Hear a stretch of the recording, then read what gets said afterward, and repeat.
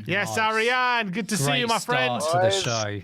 Back to winning ways, still On it undefeated in the is. Premier League. Still undefeated at full time, by the way. If you know, In we did 90 only lose the minutes, penalty, exactly. So 90 minutes, we're still undefeated, and today was an especially amazing performance. I think you said every single goal was of the highest quality. You start with Yep. that absolutely sensational finish to equalize from Sonny, that chip, right? Then you have Romero's screamer, Madison from outside the box, Oh, and then you had Sonny with a couple of just one-time finishes. It was just, and it was exactly what we've been waiting to see, right, from Yeah. the Spurs side. We've Yeah. always said, just look, play on the front foot. It was 5-2 today, right? We have a manager in Ange who plays this kind of football week in, week out. I think I'm trying to put it into words how excited I am. Like, I remember I was tweeting and I was like not using caps because I feel like that would undersell how excited I was. I couldn't quite sell it through typing. So it's just such a.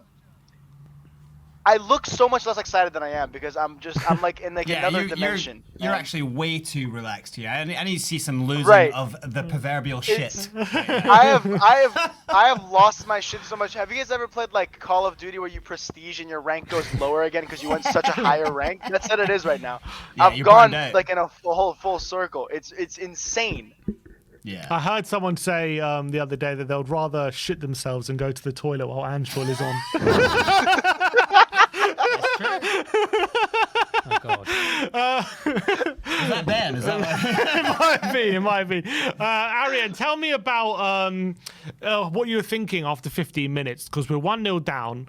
You know, we weren't having the best performance, and we kind of after like what happened on Tuesday, and you know, a lot of people are unhappy about what happened on deadline day as well. Even though we got one signing in, people thought we should have done more. So you know, couple with that the fact we had a very bad start to this game, it took a lot of mental strength probably to put in the performance for the rest of the game that we did. But after 15 minutes, were you worried at all that we weren't going to get the result?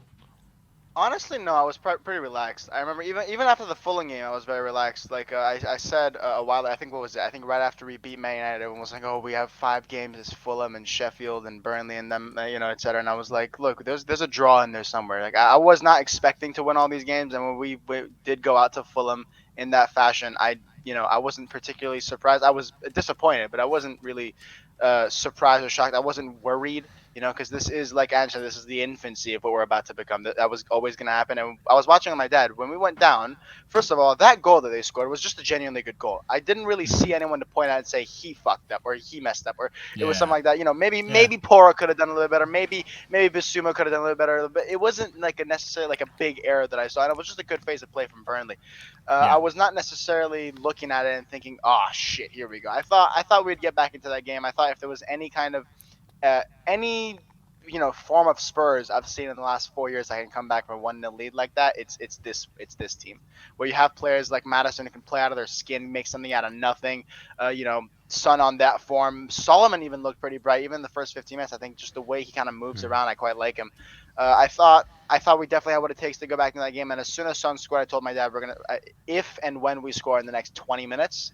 When they equalized, I said if and when we're gonna score, we have 20 minutes to score, and if we score, we're winning this game. And we ended up scoring within about 20-ish minutes. That's when Son ended up equalizing. And yeah, we ended up smashing them. I didn't see that coming, honestly. But I always also thought that the way Burnley play, I said it beforehand. I was talking to some of my friends. I said the way Burnley play, it's they're still playing a little bit like they're in the Championship. They don't quite respect the Premier League enough. I feel like I think Company I think Company's not quite realizing the caliber of a job he has on his hands, because Burnley were just so unbelievable. To their credit, they were really good in the Championship, but this is the Premier League. Yeah, but it might be one of those things where like you dominate in a certain style, and then you think we're coming up. He knows the Prem. It's obviously advanced since he's been here, but it's like he might think we've just got to do what we do best. They don't have the budget, but then.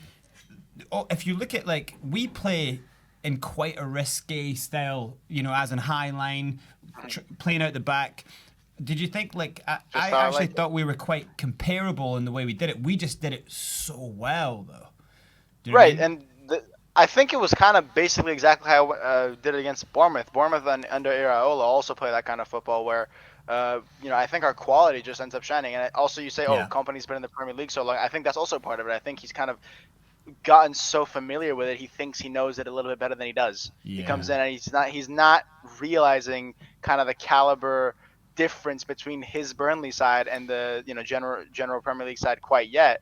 Yeah. And I think that was also evident in like kind of the changes he made in that second half. I think what he was trying to do is like catch us out with pace, thinking maybe if he like slows the game down and speeds it up, he's going to be able to catch us out. But that Yeah. kind of tact doesn't quite work when you have your Romeros and your Van de Vens at the back versus whoever the hell he was playing in the championship. Yeah. So Do you think I our think his press? inexperience. Do you think our press made it hard for them to play their course. game? Because how many times we were saying how many times when we closed them, they were rushed to put the kind of dink balls over at the side, and that takes Yeah. time off the ball, and then bang, we start recovering the ball where we love to recover it with Sarr and Basuma in the midfield. So it's like it kind of looks like, you know. I think our press was good. What do you think of the way we pressed the ball, especially after the 15 minutes? We moved up higher. What do you think? What do you think of that? I think it was generally like yes, our tactics for the pressing and also just our quality because they were pressing us quite well too. You had Vicario. I mean, maybe I think 6 or 7 times I could count. Probably he did the same thing where he was getting pressed and he had to like, kick Yeah. it long. Yeah. So but like you said, in that midfield where we have the players who are just better, like Sarr and like Basuma and even Madison, surprisingly, who can kind of recover that ball. I think that was one area which made a massive difference today. When you have players like Sarr who could probably run for another 90 minutes, he could have ran at the same intensity. I think honestly, Yeah. that kid's incredible.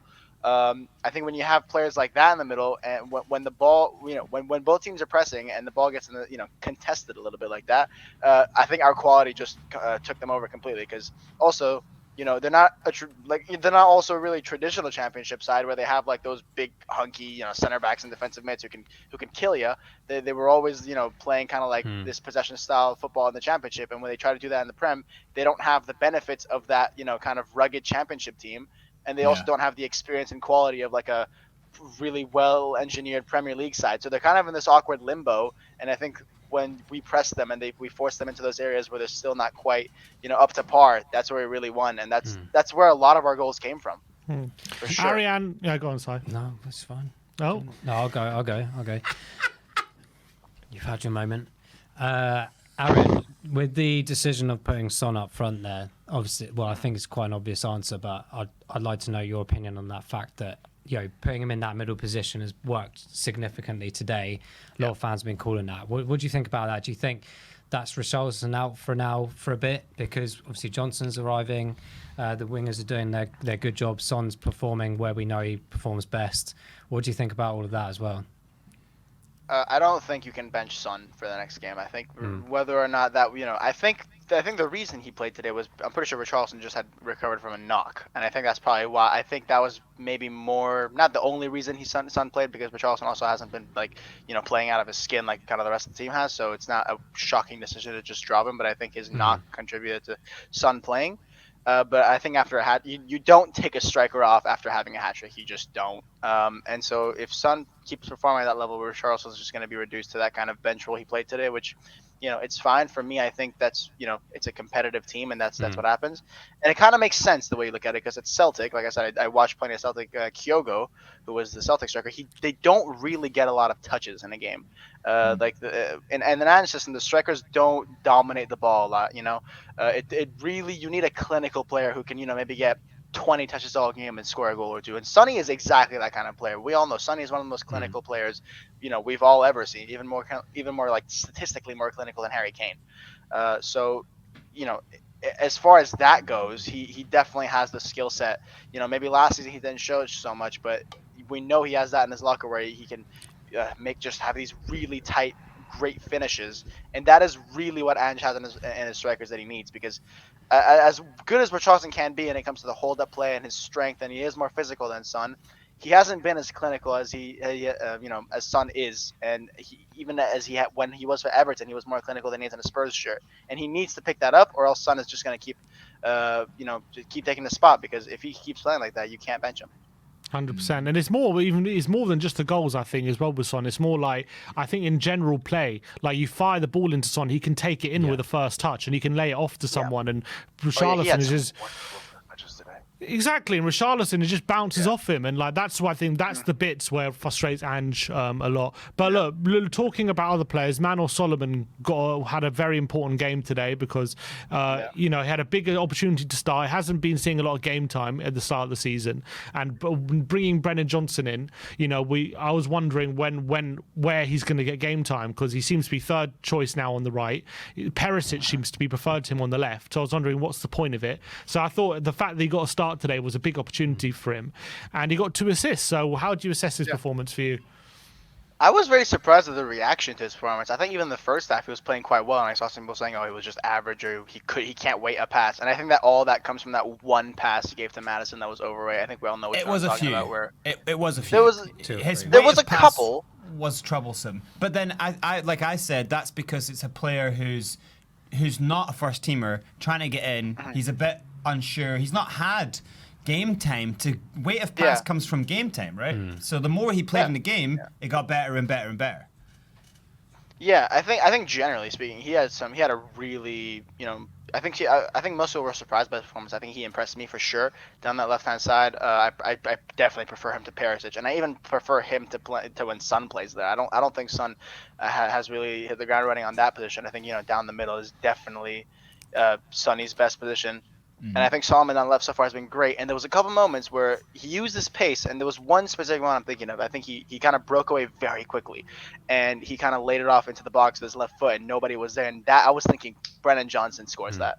I was thinking that was the moment where I was like, you put Brennan Johnson. Yeah, I think we all. Yeah, he kind of put it right into no man's land. The keeper didn't go out for it. No one was there because they couldn't catch up with him, and that kind of shows. But that kind of shows the kind of players we're going to end up having, because if you have Perisic, Richarlison, and Kulusevski, and then you have like a Solomon, Son, Johnson. Do you know what I'm trying to say? You have like they kind of synergize. You have these you have like this techier, more on the ball, dribbly kind of front three, and then you kind of have Perisic and Kulusevski who can kind of give these crosses for Richarlison, who's a little bit more dominant in the air. So I think we have two kind of different profiles that we can mix and match, and I think that can work really well, because a team like Burnley, they like giving you some space, and they also don't have the quality to kind of do that, and we obviously punish them for it this game. But if you go against a team that does give you a lot of space and you have these pacey players like we can pick, that's going to be great. And if you have kind of a team that's going to sit in deep and we might challenge them aerially, we can get into players like Kulusevski and Perisic and Richarlison who could help us with that. You know what I'm saying? So Aaron, is your starting front three in the Sheffield United game Solomon, Sonny in the centre, and Johnson? I think it's too soon for Johnson. I think I just give Kulusevski the continuity for now. You think Johnson's coming in to Pilly bench off of the signing that he just got done for? I just think it's too early. I think it's just gonna be here for like a week. I think Ange Ball is also not like Conte Ball, where you can just be told the instructions and kind of know what to do, because it's just so strict. You need some time to bed in. I think he's probably gonna come off the bench.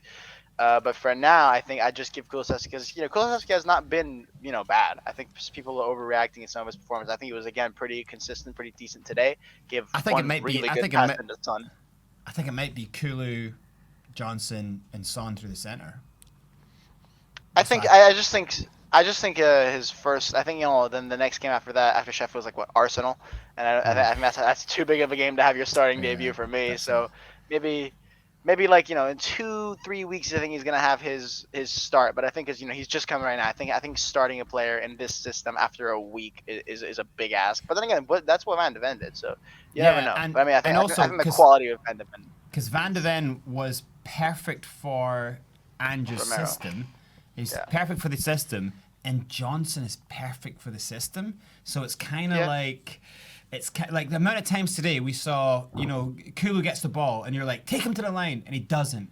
And you look at this massive space behind, and that is the spaces that Johnson drives to the line, because he's so fast he can get there. It's not hard for him to get there. He's already killed loads of players just doing that at the start of the season. So it's kind of like, I kind of feel like you want him to get a game to start, to get loads of touches.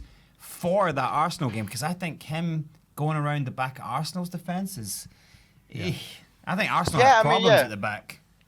Yeah, you make a good point, and also if there is a game where you could kind of afford making that kind of mistake in the starting 11, it's Sheffield United. You know, with all respect to them, you know, if there's a game where you can say, oh, it's not working out, let me make a change, and we still have a decent chance. Thanks for the backhanded compliment there. You could afford to make a mistake. What you're saying, Gab, is clearly a mistake. No, I'm not saying it for you. I'm saying if like you know it's too soon for Johnson. If there's a game to try it out, I'm kind of defending your point. If there's a game to try it out and see if we can work it against Arsenal, it's the Sheffield United game. Yeah. So fair enough. Yeah, I think maybe I just think maybe Ange is just gonna try and go for the continuity, but I wouldn't oppose seeing Johnson because I think you know the reaction to signing him was kind of weird from the fans. I think it's been clear that Ange just wanted him big time, and I think his profile fits our team perfectly. I'm excited by his signing. I thought the only reason I ever opposed it to begin with was because it was kind of being like, oh, gift Orban and Brennan Johnson. I was like, we're signing him to play striker, but if we're signing him to play winger, then I think he fits our system like a glove, really, and he kind of gives that dynamism down the right that Kulu can't give us. You know, no insult to Kulu. I think he's a brilliant player, but he's just slow, dude. Johnson is rapid.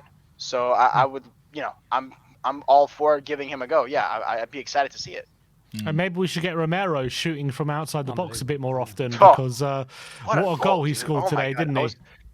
I was like I said, I'm watching with my dad, and just every time when that goal went in, I've never seen him react to a goal like that because he's also not as invested in Spurs as I am. He kind of just watches because I watch, and so when he reacts to a goal, you know. It's a good goal. He was like, oh! Like, I've never seen him, like, kind of make... He's never been that excited for a Spurs goal. And that just...